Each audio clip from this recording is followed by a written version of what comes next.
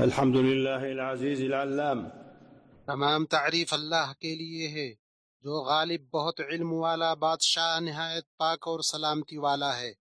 ہم اس کی حمد کرتے ہیں کہ اس نے ہمیں دین اسلام کی ہدایت دی اور اسے 5 عظیم ارکان پر قائم فرمایا۔ میں گواہی دیتا ہوں کہ اللہ کے سوا کوئی معبود برحق نہیں، وہ صاحب عظمت و کرم ہے، اور میں گواہی دیتا ہوں کہ محمد صلی اللہ علیہ وسلم اس کے بندے اور رسول ہیں۔ ان پر بہترین درود و سلام ہو اور ان کے آل و اصحاب پر، ان کے نیکوکار اور نشان راہ متبعین پر۔ اما بعد، مومنو، اللہ کے احکام کو بجا لا کر ان کی منع کردہ چیزوں سے بچ کر اس کا تقوی اختیار کرو۔ اللہ متقی لوگوں سے محبت کرتا ہے اور انجام کار تقوی والوں کے لیے ہی ہے۔ تقوی دنیا و آخرت میں بھلائی کا سبب ہے۔ فرمان باری تعالی ہے، تقوی والوں کے لیے ان کے رب تعالی کے پاس جنتیں ہیں جن کی نیچے نہریں بہہ رہی ہیں، جن میں وہ ہمیشہ رہیں گے، اور پاکیزہ بیویاں اور اللہ تعالی کی رضامندی ہے، اور اللہ بندوں کو دیکھ رہا ہے۔ اور اللہ نے فرمایا، اگر ان بستیوں کے رہنے والے ایمان لے آتے اور پرہیزگاری کرتے تو ہم ان پر آسمان اور زمین کی برکتیں کھول دیتے۔ اور حاجیوں کو تقوی کا حکم دیتے ہوئے مخاطب کر کے فرمایا، اپنے ساتھ توشہ راہ لے لیا کرو، سب سے بہتر توشہ اللہ تعالی کا تقوی ہے۔ اے عقل مندو، مجھ سے ڈرتے رہا کرو۔ اور تمام مخلوقات کو تقوی کی بنیاد پر تعاون کرنے کا حکم دیا، اور فرمایا، نیکی اور پرہیزگاری میں ایک دوسرے کی امداد کرتے رہو، گناہ اور ظلم و زیادتی میں مدد نہ کرو، اللہ تعالی سے ڈرتے رہو، بے شک اللہ تعالی سخت سزا دینے والا ہے۔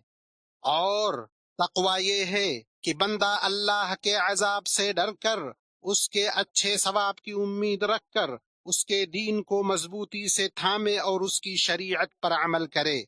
اس دین کو مضبوطی سے تھامے جسے اللہ تعالی نے آج کے جیسے دن میں مکمل فرمایا تھا، جب اللہ کا یہ فرمان نازل ہوا، آج میں نے تمہارے لیے تمہارا دین مکمل کر دیا اور اپنی نعمت تم پر پوری کر دی، اور تمہارے لیے اسلام کو بطور دین پسند کر لیا۔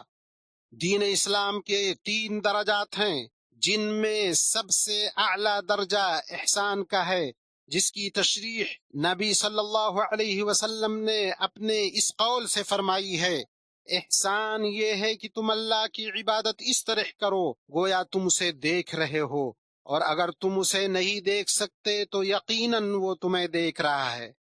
اور اللہ نے فرمایا، جن لوگوں نے بھلائی کی ان کے لیے اس دنیا میں بھلائی ہے، اور یقیناً آخرت کا گھر تو بہت ہی بہتر ہے، اور پرہیزگاروں کا کیا خوب ہی گھر ہے۔ دین کے درجات میں دوسرا درجہ ایمان کا ہے، جو زبان سے اقرار، دل میں یقین، اعضاء و جوارح سے عمل کا نام ہے۔ یہ طاعت سے بڑھتا ہے، معصیت سے کم ہوتا ہے۔ ایمان کی شاخیں 70 سے زیادہ ہیں، ان میں سب سے اونچی شاخ لا الہ الا اللہ کہنا ہے، اور سب سے کم تر شاخ راستے سے تکلیف دہ چیز ہٹانا ہے، اور حیا ایمان کی ایک شاخ ہے۔ ایمان میں صلہ رحمی، والدین کے ساتھ حسن سلوک، سچ بولنا، نرم اور پاکیزہ گفتگو کرنا، معاہدوں اور وعدوں کو پورا کرنا اور حسن اخلاق اختیار کرنا ہے۔ اللہ تعالی کی عبادت کرو، اس کے ساتھ کسی کو شریک نہ کرو، ماں باپ کے ساتھ احسان کرو، رشتہ داروں اور یتیموں سے اور مسکینوں سے اور قرابت دار ہمسایہ سے اور اجنبی ہمسایہ سے اور پہلو کے ساتھی سے، راہ کے مسافر سے اور ان سے جن کے تم مالک ہو۔ یقیناً اللہ تعالی تکبر کرنے والوں اور شیخی خوروں کو پسند نہیں فرماتا، اور اللہ نے فرمایا، اے ایمان والو، عہد و پیمان کو پورا کرو، اور فرمایا، میرے بندوں سے کہہ دیجئے کہ وہ بہت ہی اچھی بات منہ سے نکالا کریں، کیونکہ شیطان آپس میں فساد ڈلواتا ہے، بے شک شیطان انسان کا کھلا دشمن ہے۔ اور فرمان الہی ہے، نیکی اور بدی برابر نہیں ہوتی، برائی کو بھلائی سے دفع کرو، پھر وہی جس کے اور تمہارے درمیان دشمنی ہے ایسا ہو جائے گا جیسے دلی دوست، اور یہ بات انہی کو نصیب ہوتی ہے جو صبر کریں، اور اسے سوائے بڑے نصیبوں والوں کے کوئی نہیں پا سکتا۔ ایمان میں سے ہے مصیبت کے وقت صبر کرنا، نعمت کے وقت شکر ادا کرنا، نافرمانی اور بیزاری کے بعد توبہ کرنا، ندامت محسوس کرنا۔ فرمان ربانی ہے، صبر کرنے والوں ہی کو ان کا پورا پورا بے شمار اجر دیا جاتا ہے۔ اور اس کا ارشاد ہے جب تمہارے پروردگار نے تمہیں آگاہ کر دیا کہ اگر تم شکر گزاری کرو گے تو بے شک میں تمہیں زیادہ دوں گا۔ اور ایمان کے 6 ارکان ہیں: اللہ پر، اس کے فرشتوں پر، اس کی کتابوں پر، اس کے رسولوں پر، آخرت کے دن پر، اور اچھی و بری تقدیر پر ایمان لانا۔ اللہ نے فرمایا لیکن نیکی تو یہ ہے کہ کوئی شخص اللہ پر، قیامت کے دن پر، فرشتوں پر، کتاب پر، پیغمبروں پر ایمان لائے۔ اور فرمایا بے شک ہم نے ہر چیز کو ایک اندازے کے ساتھ پیدا کیا۔ ایمان کے ذریعے ہی نجات اور دنیا و آخرت کی بھلائی حاصل ہوتی ہے۔ اللہ نے فرمایا اللہ نے مومن مردوں اور مومن عورتوں سے ان جنتوں کا وعدہ فرمایا ہے جن کے نیچے نہریں جاری ہیں، ان میں وہ ہمیشہ رہیں گے، ان صاف ستھرے پاکیزہ محلات کا جو ان ہمیشگی والی جنتوں میں ہے۔ اور اللہ کی خوشنودی سب سے بڑی چیز ہے، یہی بہت بڑی کامیابی ہے۔ اور فرمایا وہ لوگ جو ایمان لائے اور اپنے ایمان کو شرک سے آلودہ نہ کیا، ان کے ہی لیے ہی امن ہے اور وہی ہدایت پانے والے ہیں۔ اور فرمایا یقیناً ہم اپنے رسولوں کی اور ان لوگوں کی ضرور مدد کریں گے جو ایمان لائے، دنیا کی زندگی میں بھی اور اس دن بھی جب گواہ کھڑے ہوں گے۔ اللہ پر ایمان کا مطلب ہم اس بات پر ایمان لائیں کہ وہی رب ہے، خالق ہے، کائنات کا مدبر ہے، اعلیٰ صفات اور اچھے ناموں سے متصف ہے۔ اللہ نے فرمایا یقیناً تمہارا رب اللہ ہی ہے جس نے آسمان اور زمین کو 6 دنوں میں پیدا کیا، پھر عرش پر مستوی ہوا، وہی رات کو دن کا لباس پہناتا ہے، اور اس نے سورج اور چاند اور ستارے پیدا کیے جو اس کے حکم کے تابع ہیں۔ سن لو، پیدا کرنا اور حکم دینا اسی کا کام ہے، بہت بابرکت ہے اللہ جو تمام جہانوں کا رب ہے۔ اپنے رب کو گڑ گڑا کر چپ کے پکارو، بے شک وہ حد سے نکلنے والوں کو پسند نہیں کرتا۔ اور زمین میں اس کی درستی کے بعد فساد نہ پھیلاؤ، تم خوف و امید کے ساتھ اسے پکارو، بے شک اللہ کی رحمت نیکی کرنے والوں کے قریب ہے۔ ہم معزز فرشتوں پر ایمان رکھے۔ اللہ نے فرمایا اور فرشتے اپنے رب کی حمد کے ساتھ تسبیح کرتے ہیں اور زمین والوں کے لیے استغفار کرتے ہیں۔ ہم ان تمام کتابوں پر ایمان رکھیں جو اللہ نے نازل کی ہیں، جن میں تورات، انجیل بھی شامل ہیں، اور اللہ نے قرآن کریم کو ان تمام پچھلی کتابوں پر نگران بنایا ہے۔ اللہ کا فرمان ہے اللہ ہی ہے جس کے سوا کوئی معبود برحق نہیں، وہ زندہ ہے، قائم رکھنے والا ہے، اس نے آپ پر سچی کتاب نازل فرمائی۔ اور فرمایا اور ہم نے آپ پر سچائی کے ساتھ قرآن نازل کیا جو آپ سے پہلی کتابوں کی تصدیق کرنے والا اور ان پر نگران ہے۔ اور ہم اللہ کے تمام رسولوں پر ایمان رکھیں۔ اللہ نے کہا اور بے شک ہم نے آپ سے پہلے رسولوں کو ان کی قوموں کی طرف بھیجا، پس وہ ان کے پاس واضح نشانیاں لے کر آئے، پھر ہم نے ان لوگوں سے انتقام لیا جنہوں نے جرم کیا، اور ہم پر مؤمنوں کی مدد کرنا لازم ہے۔ ہم آخرت، قیامت کے دن، حساب و جزا کے دن پر ایمان رکھیں۔ یہ وہ دن ہے جس میں اللہ کے نیک بندوں کے لیے جنت کا بدلہ اور اس کے دشمنوں کے لیے دوزخ کا عذاب ہوگا۔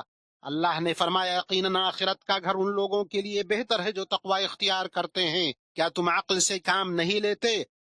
ہم اس بات پر ایمان رکھیں کہ اللہ نے تمام واقعات و حوادث کو پہلے ہی سے مقدر کر کے رکھا ہے، سبھی چیزوں کو لوح محفوظ میں لکھ دیا۔ اللہ نے ان سبھی کا ارادہ کیا اور ان کی تخلیق فرمائی۔ اللہ نے فرمایا یہی اللہ کی سنت پہلے کے لوگوں میں بھی رہی ہے۔ اللہ کا حکم ایک قطعی طے شدہ فیصلہ ہوتا ہے۔ اور فرمایا بے شک اللہ اپنے حکم کو نافذ کر کے رہتا ہے، یقیناً اللہ نے ہر چیز کے لیے ایک تقدیر مقرر کر رکھی ہے۔ نبی صلی اللہ علیہ وسلم نے اسلام کی تعریف یوں کی، اسلام یہ ہے کہ تم گواہی دو کوئی اللہ کے سوا کوئی معبود حقیقی نہیں اور محمد اللہ کے رسول ہیں، نماز قائم کرو، زکوٰۃ دو، رمضان کے روزے رکھو، اگر استطاعت ہو تو بیت اللہ کا حج کرو۔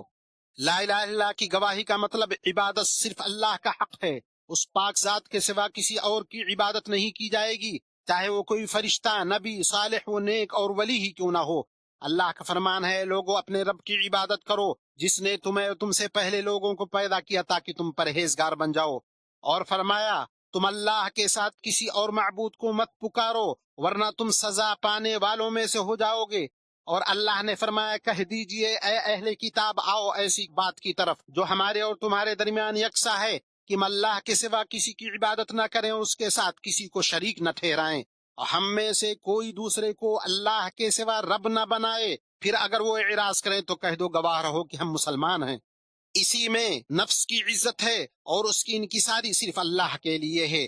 اللہ نے فرمایا اگر تم کو اللہ کوئی تکلیف پہنچائے تو بجز اس کے کوئی اور اس کو دور کرنے والا نہیں، اور اگر وہ تم کو کوئی خیر پہنچانا چاہے تو اس کے فضل کو کوئی روکنے والا نہیں، وہ اپنا فضل اپنے بندوں میں سے جس پر چاہے نچھاور کر دے، وہ بڑی مغفرت اور بڑی رحمت والا ہے۔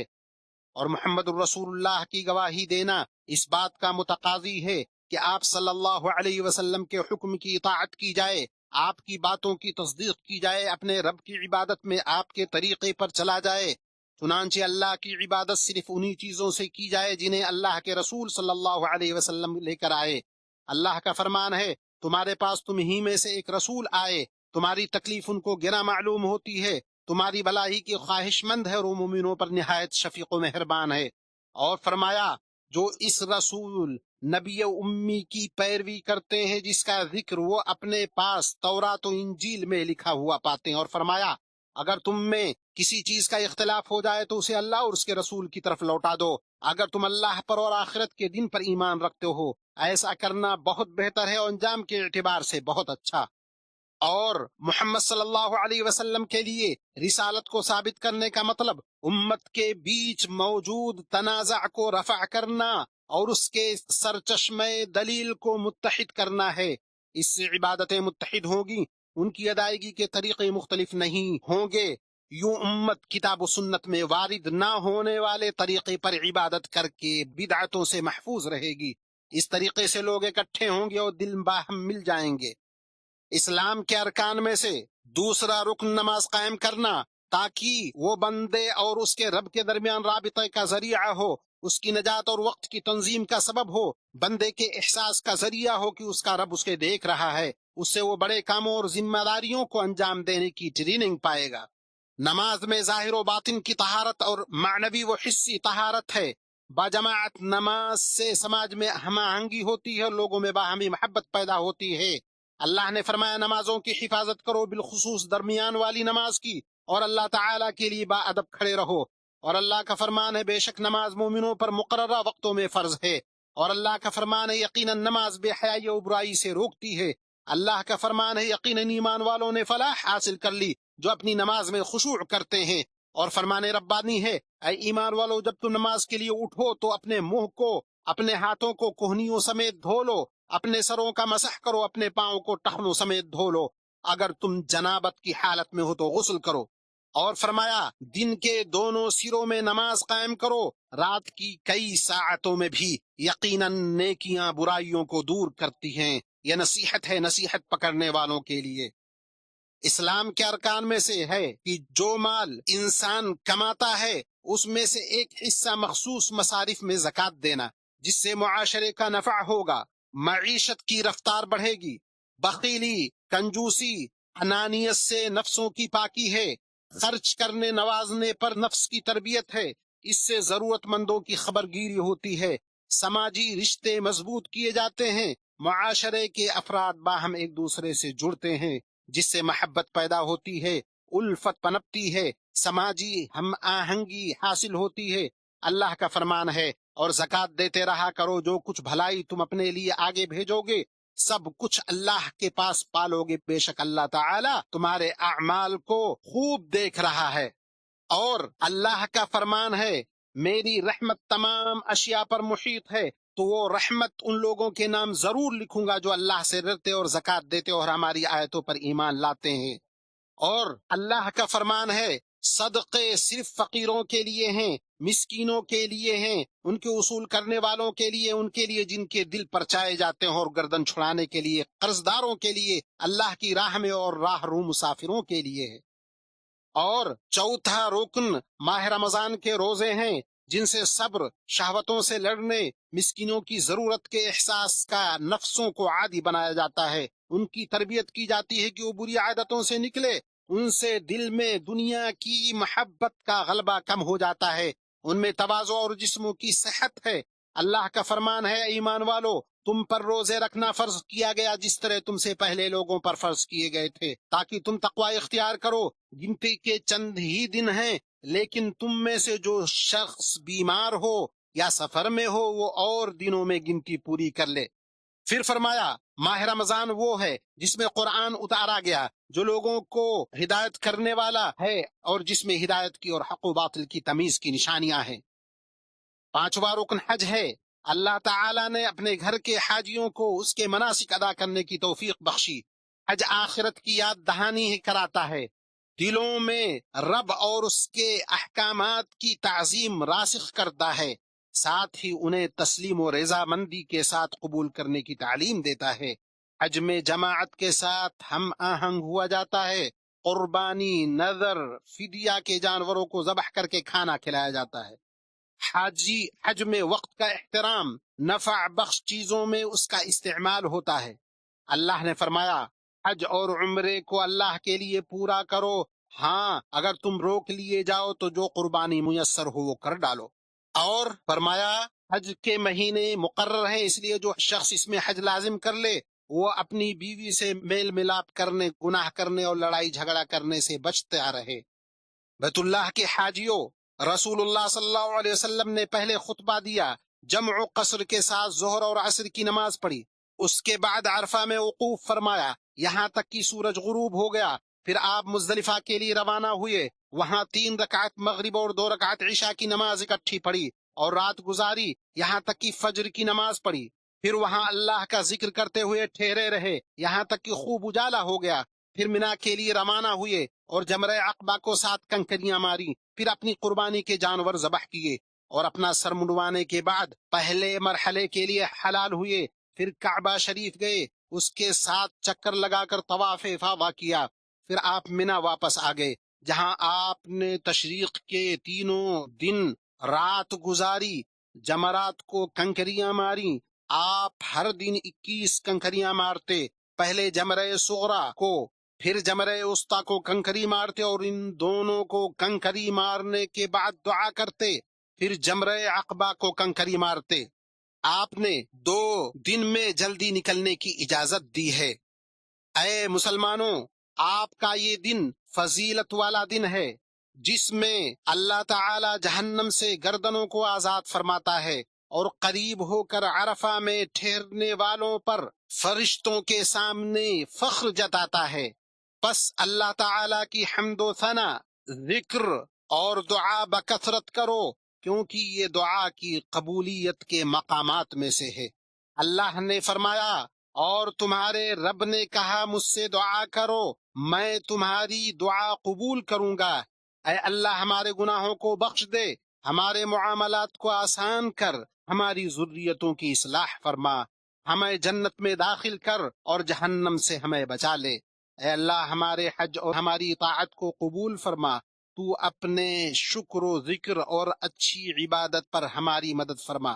دنیا کے مغرب و مشرق میں مسلمانوں کے حالات سدھار دے، ان کے دلوں کو جوڑ دے، ان کے تمام معاملات کا ذمہ لے لے، ان کے بیچ محبت پیدا کر۔ اے اللہ تو فلسطین میں ہمارے بھائیوں کا خیال رکھ۔ اے اللہ تو ان کے بھوکوں کو آسودہ کر، ان کے بے گھر کو آسرا دے، ان کے خوف زدہ کو امن عطا کر، ان کے دشمنوں کے شر سے ان کو بچا لے۔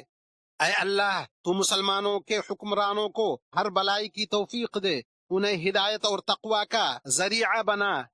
اے اللہ تو ان کے دلوں کو جوڑ دے اور ان کے تمام معاملات کا ذمہ لے لے اور ان کے بیچ محبت پیدا کر دے۔ اے اللہ ان کے کمزوروں کی تو مدد فرما، اے اللہ ان کی تو مدد فرما ان کے اور اپنے دشمنوں کے خلاف۔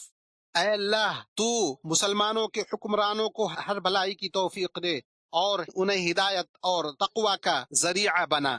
اے اللہ خادم حرمین شریفین شاہ سلمان بن عبد العزیز اور ان کے ولی عہد شہزادہ محمد بن سلمان کو توفیق سے نواز، اور اسلام اور مسلمانوں کے لیے انہوں نے جو کچھ پیش کیا اور پیش کر رہے ہیں اس پر انہیں بہترین بدلہ عنایت کر۔ اے اللہ تو ہمیں دنیا میں بھی بھلائی دے، آخرت میں بھی بھلائی دے اور جہنم کی عذاب سے بچا۔ سبحان ربك رب العزة عما يصفون وسلام على المرسلين والحمد لله رب العالمين وصلى الله وسلم وبارك على نبينا محمد وعلى آله وأصحابه أجمعين.